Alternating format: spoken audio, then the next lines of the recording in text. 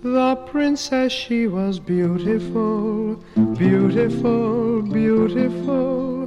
The princess, she was beautiful, fair as day.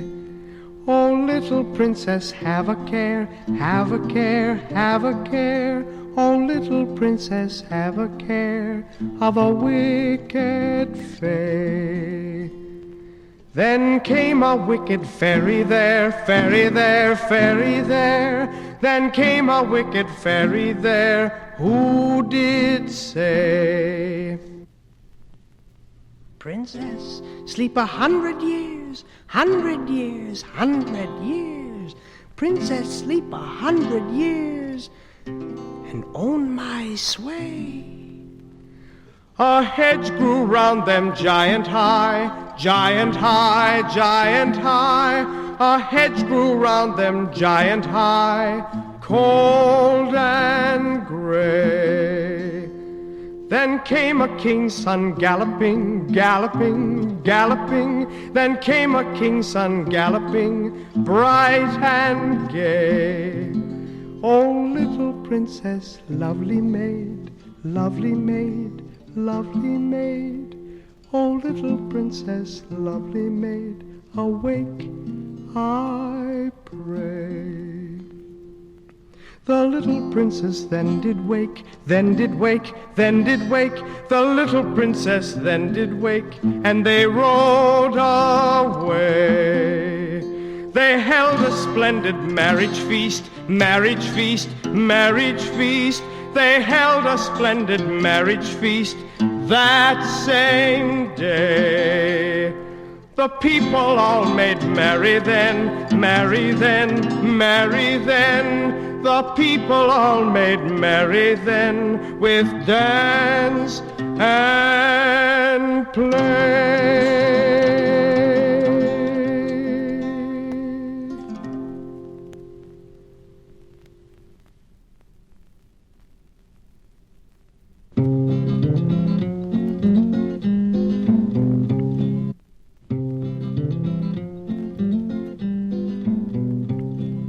This is the story of Jack and his mother, a fine young boy, fine as any other.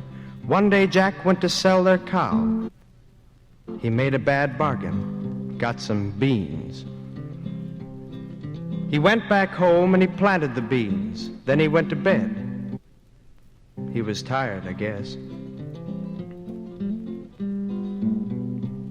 When he woke next morning, he found to his surprise a mile-high beanstalk right before his eyes. So sturdy was the beanstalk, it never bent. He figured he'd climb it, see where it went. He did. It took a while. At the top, he found a strange new land that was all but deserted except for a castle grand. He entered the castle to see what he could find, a giant's wife that was good and kind. She fixed him supper, but before he could finish, the giant came home to have his dinner. Can't blame him. He was hungry. Fee-fi-fo-fum, I smell the blood of an Englishman. Mrs. Giant put Jack in the oven to hide till her husband finished supper and went outside. After he did, Jack took the giant's gold, went down the beanstalk, brave and bold. He had no plans of returning. Not while the giant was around, anyway. For quite some time, Jack and his mother lived on the giant's gold. They lived so well, they spent it all. Soon, Jack climbed the beanstalk, and this time, he took the giant's magic hen, the hen that laid eggs of solid gold. But before he could escape, the giant returned with blood in his eye. He set out after Jack with a knife in his hand and chased him right to the edge of his land. They were running. Down the beanstalk they went. Jack got to the bottom before the giant and ran to his house to get a hatchet. He chopped down the beanstalk. It fell, giant and all. And that was the end of him.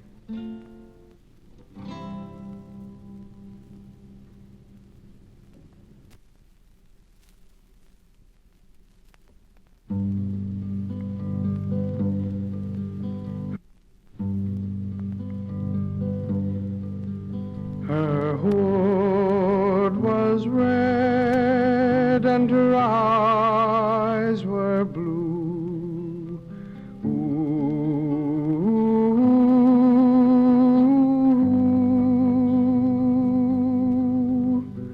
Once upon a time there was a little girl who was very, very pretty and very, very good. Once upon a time there was a little girl, everyone called her Little Red Riding Hood. One day, her mother baked a batch of cookies. Red Riding Hood, won't you take these to Grandmother? She's very sick, and they can help make her well. I'll go at once to Grandmother's side. Goodbye. Her hood was red and her eyes were blue. Ooh.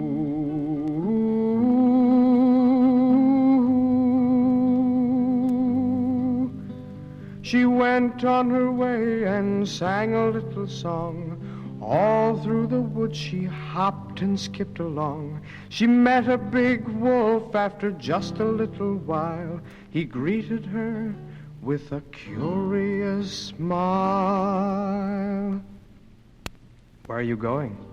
Asked the wolf. To see my grandmother. She's very sick, and I'm bringing her some cookies. Have you far to go? Oh, yes. I have all the way past these woods. I'll go there and see her too, said the wolf. I'll go this way, and you go that way, and we'll see who gets there first. Her hood was red, and her eyes were blue. Ooh.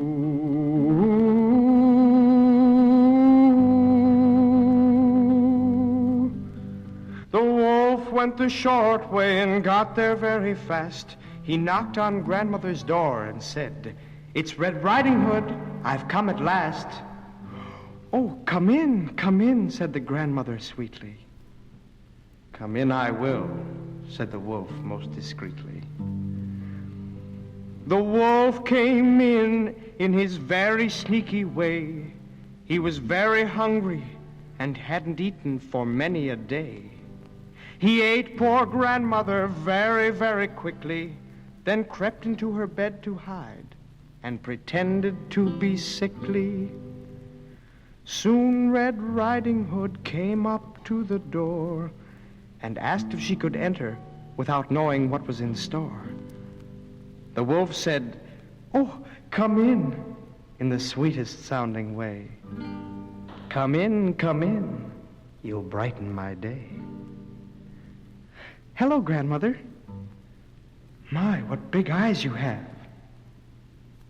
"Better to see you with, my dear." "But, Grandmother, what big ears you have." "The better to hear you with, my dear." "And, Grandmother, what big teeth you have." "The better to eat you with, my dear." And eat her he did. But he howled so loud that the woodsman came inside, and with an axe he killed the wolf by splitting his hide. Out came Red Riding Hood, Grandmother and all, and thanked the woodsman for being so brave. They took the wolf and dragged him outside and happily buried his mangy hide. So remember, friends, you may court danger whenever you meet a curious stranger.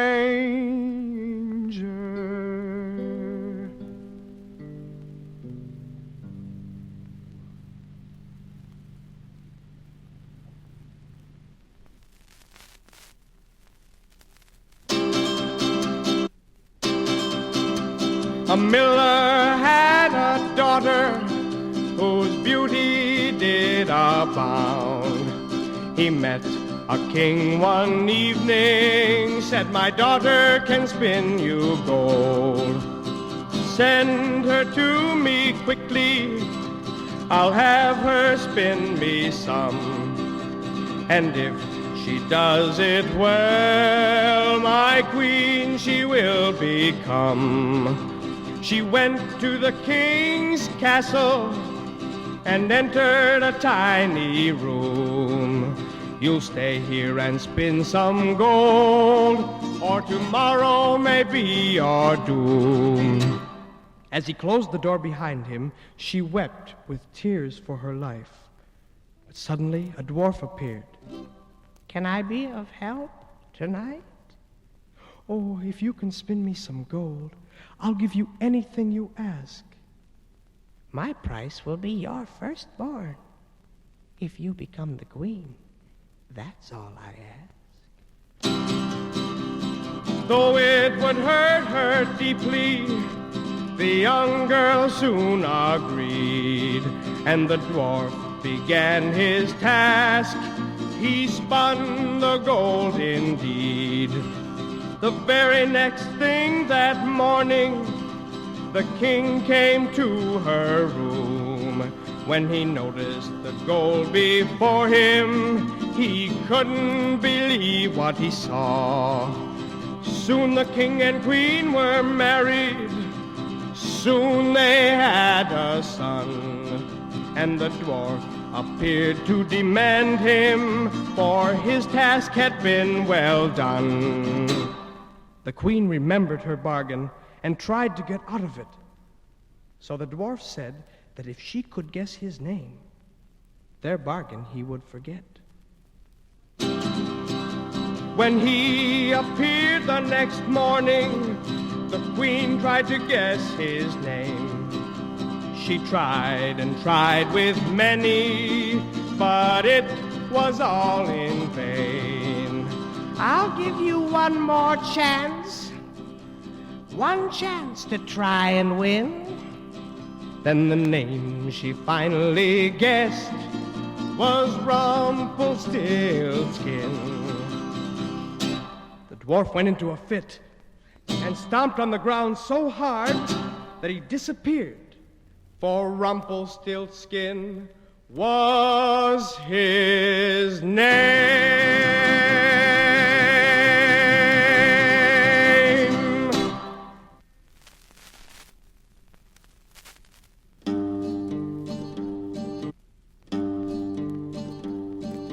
Once upon a time there were 3 bears, Mama and Papa and baby too. They lived in a house deep in the woods, Mama and Papa and baby too. They had some porridge one fine day, but it was much too hot to eat. They went for a walk while it cooled, Mama and Papa and baby too. Goldilocks passed by their house and opened the door, soft as a mouse. She saw the porridge on the table and ate it as quickly as she was able. After she finished her tasty meal, she went upstairs to try to sleep and found 3 beds to her surprise, but only one was just her size. It was the bed of the baby bear. Soon the bears came back from their forage and found that someone had eaten their porridge. Papa Bear snarled and Baby Bear cried, "We'll find the thief and have his eye." They went upstairs and looked about and found Goldilocks in Baby Bear's bed. They roared so loud that she awoke, so frightened by the bears that she quickly fled. Wherever you go, whatever you do, heed this advice I give to you. Never take anyone else's things, or the song of Goldilocks you may sing.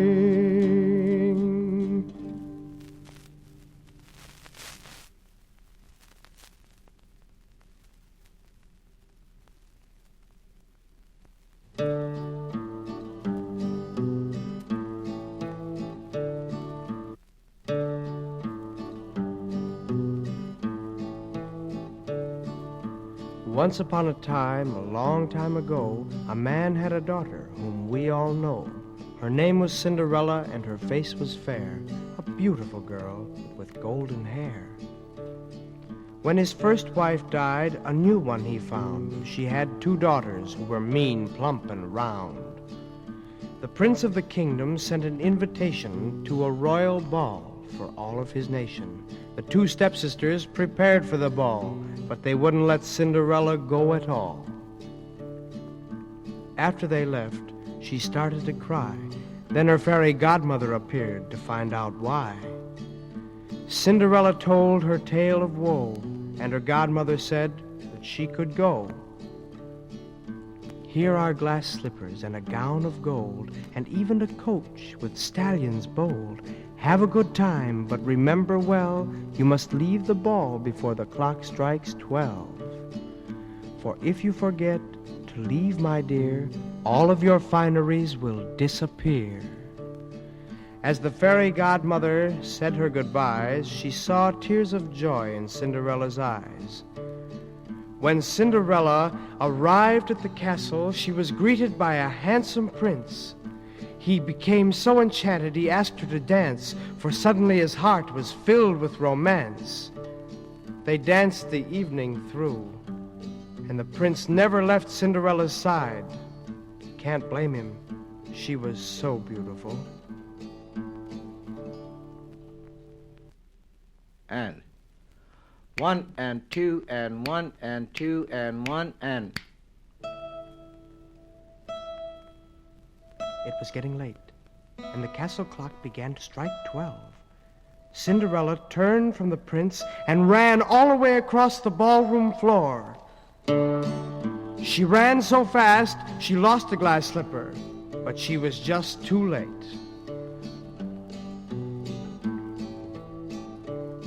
When she got to the gate, all of her fineries were gone, 'cause the clock just couldn't wait. Inside the castle, the prince announced to everyone that he would marry the girl whose foot would fit the glass slipper. And the very next day, all of the ladies in the land came to the castle to try their hand. The 2 stepsisters tried their best, but they failed too, like all of the rest.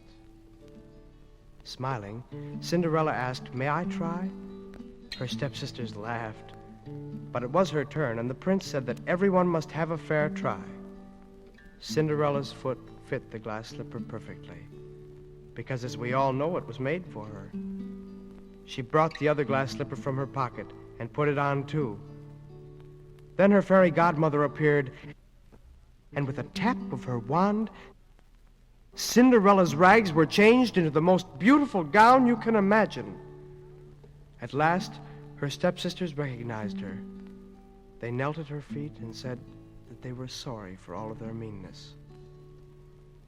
The prince and Cinderella were so happy, the happiest people in all the kingdom.